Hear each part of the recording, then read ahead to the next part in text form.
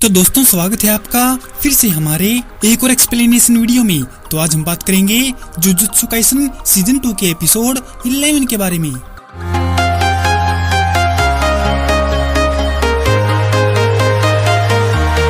Shibuya में चारों curtain एक दूसरे को ओवरलैप करते हैं। यूजी के कवच पर पंच मारने पर इनो हैरान हो जाता है और सोचता है कि ये बंदा तो बहुत ज्यादा शक्तिशाली है, ये तो नाना मिसर की भी माँ बहन कर देगा। जबकि मेगुमी का मानना है कि हमें इस कवच का कमजोर हिस्सा ढूंढकर उसमें छेद करना होगा, नहीं तो हमारी सारी कोशिशें बेकार होंगी। और ठीक मेगुमी के पीछे डिवाइन डॉग भी अपना काम कर रहा होता है।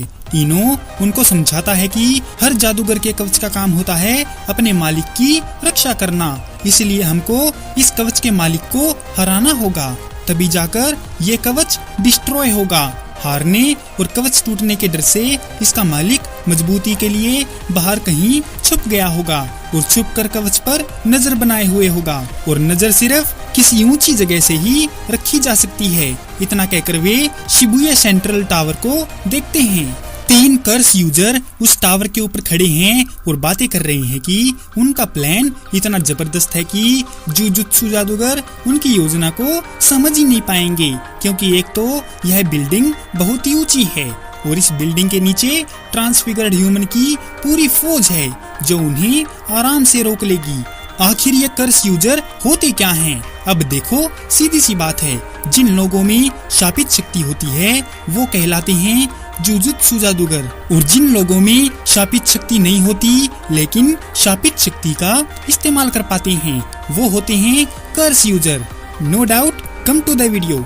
और तभी यूजी न्यूए की मदद से माँ के द्वारा मिले स्पेशल वायर से उन तीनों को पकड़ लेता है, और यूजी के पीछे पीछे मेगुमी और इनो भी आ जाते हैं। जबकि टकला कर्स यूजर छूट जाता है। इनो आते ही शापित कील को उठा लेता है और कहता है कि हम इन कीलों को तोड़ दें तो हमें कर्स यूजर से लड़ने की कोई जरूरत नहीं पड़ेगी। लेकिन वहाँ पर एक ही कील थी, जबकि बाकी की 2 कीलें उस टकले के पास थी। यूजी वायर घुमाता हुआ टकले को जकड़ लेता है और नीचे गिरा देता है।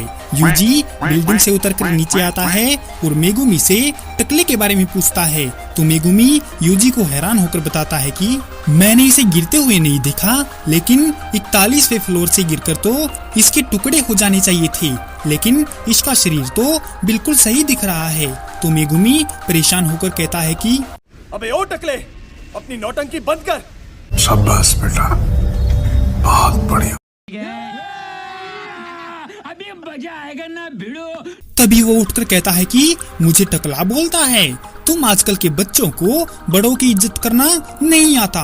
और वहीं ऊपर बिल्डिंग पर इनो अपना टोपा पहनकर उन 2 कर्स यूजर जो कि दादी और पोता हैं उनसे लड़कर फर्स्ट ग्रेड सोर्सरर बनने के लिए तैयार हो जाता है। एक छोटे से फ्लैशबैक में इनो नानामी से अपनी पहले दर्जे की ग्रेड अप करवाने के लिए रिक्वेस्ट करता है, क्योंकि उसकी नजरों में वह नानामी को अपना गुरु मानता है। प्रेजेंट में दादी पोता से लड़ते हुए इनो लकी एनिमल नंबर 1 कैंची को बुलाता है। यह एक ड्रिल जैसी पलटवार करने वाली शक्ति है जो दादी के पोते की कलाई को काट देती है। इनो जब वो टोपा पहनता है तो वह 4 स्पिरिचुअल स्ट्रेंथ की शक्ति इस्तेमाल करता है। इसके बाद इन्होंने अटैक करने के लिए दूसरे नंबर की रैकी को बुलाया, जिसे वह अपनी मर्जी से कंट्रोल कर सकता है। इनो इन दोनों को मारकर यूजी और मेगुमी के पास जाने की सोचता है। इनो उस पर कई सारे अटैक करता है, जिससे पोता आराम से बच जाता है। इस बीच यूजी और मेगुमी मिलकर टकले से लड़ रहे होते हैं। मेगुमी काफी सारे दुश्मनों से अकेला लड़ सकता है, लेकिन वो यूजी के साथ मिलकर लड़ाई की कोऑर्डिनेशन नहीं बना पा रहा है। टकला एक चाकू निकालकर यूजी को मारता है तो यूजी बदले में बढ़िया वाला घुसंड उसको पेलता है, जबकि मेगुमी अपनी टोड़ से उसको दूर फेंक कर मारता है। इन सब के बावजूद भी उसको एक खरोंच तक नहीं आई, जिससे वह दोनों हैरान हो जाते हैं क्योंकि उन दोनों ने टकले पर काफी पावरफुल अटैक किए थे। और जबकि डिवाइन डॉग टोटलिटी का अटैक तो अव्वल दर्जे के कर्स को भी इंजर्ड कर देगा। बूढ़ी दादी माँ अपने हाथों में माला लेकर अपने पोते को शक्ति देने के लिए प्रार्थना करती है, जिसको इनो रोकने की कोशिश करता है, लेकिन बार बार उसका पोता उसके रास्ते में आ रहा है। इनो सोचता है कि मैं जब से यहाँ पर आया हूँ ये इस बुढ़िया को ही अपनी जान दांव पर लगाकर बचा रहा है। हो ना हो इन दोनों में जरूर कुछ गड़बड़ है।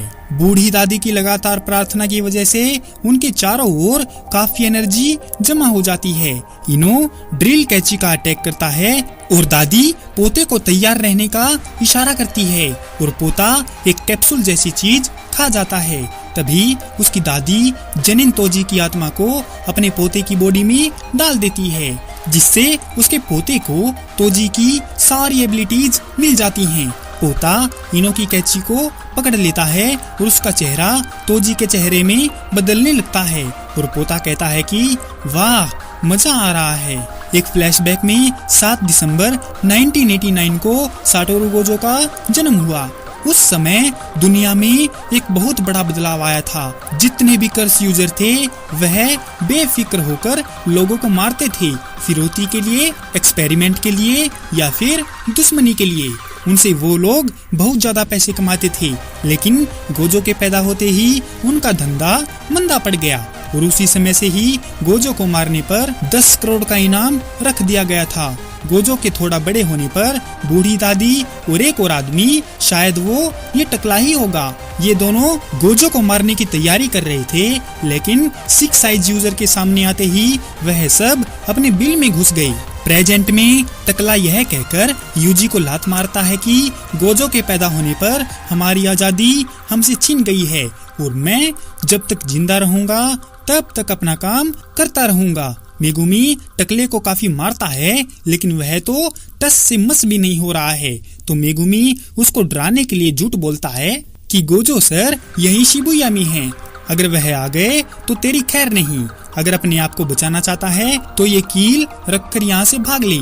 लेकिन टकला काफी समझदार है, वह कहता है कि अबे बेवकूफ, तुझे मैं गधा लगता हूँ? तेरे इस दोस्त ने ही तो चीख चीख कर कहा था कि गोजो कैद हो गया है, अगर वह यहाँ पर होता तो हम घर में ही पड़े रहते, लेकिन अब जब वो कैद हो ही गया है तो अब हम सब मिलकर तुम लोगों की माँ बहन करेंगे, और अगर तुम लोगों ने हार मान ही ली है तो मुझे बता दो, क्योंकि मैं तुम दोनों को मार डालूंगा।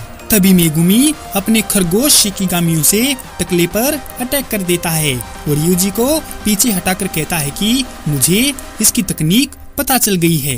इनो इस बात से परेशान है कि दादी का पोता अब बदल गया है, यह बिल्कुल एक्सपीरियंस जादूगर जैसा लग रहा है और ये बहुत खतरनाक भी है। इसीलिए इनो अपनी चौथी शक्ति रियू को बुलाता है, लेकिन उससे पहले ही तोजी की आत्मा एक झटके में उसके पास आकर उसका टोपा निकाल देती है और इनो को पकड़कर बिजली की रफ्तार से वहीं पर पेल देती है।